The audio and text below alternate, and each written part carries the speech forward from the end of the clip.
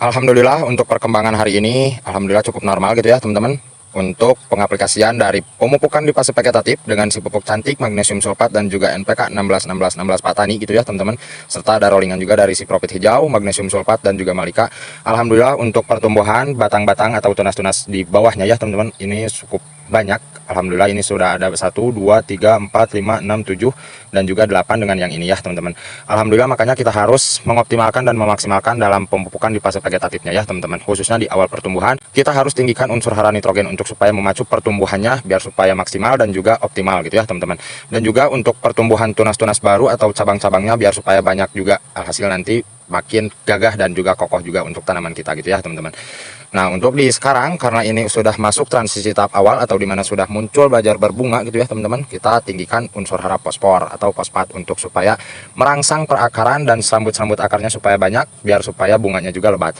Untuk yang lainnya alhamdulillah ya teman-teman ini juga sama 1, 2, 3, 4, 5, 6 alhamdulillah 6 juga gitu ya teman-teman.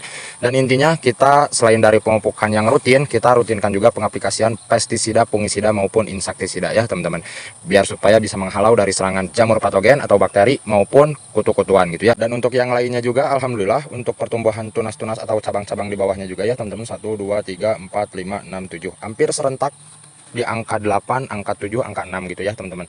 Ini juga sama 1, 2, 3, 4, 5, 6, 7 alhamdulillah. Makanya dalam pemupukan itu kita harus benar-benar optimalkan dan maksimalkan gitu ya teman-teman, biar supaya nanti hasilnya di akhir nanti sesuai dengan ekspektasi yang kita harapkan gitu ya.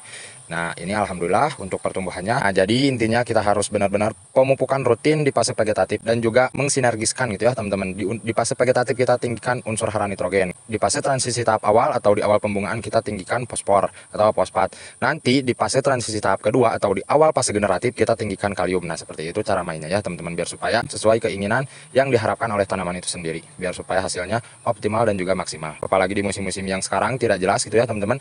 Ada panas-panas banget, ada hujan deras dan juga angin. Makanya kita harus sesedia mungkin kita harus sering-sering mengecek khususnya di area perakaran gitu ya teman-teman, dan juga cek pH tanah gitu ya.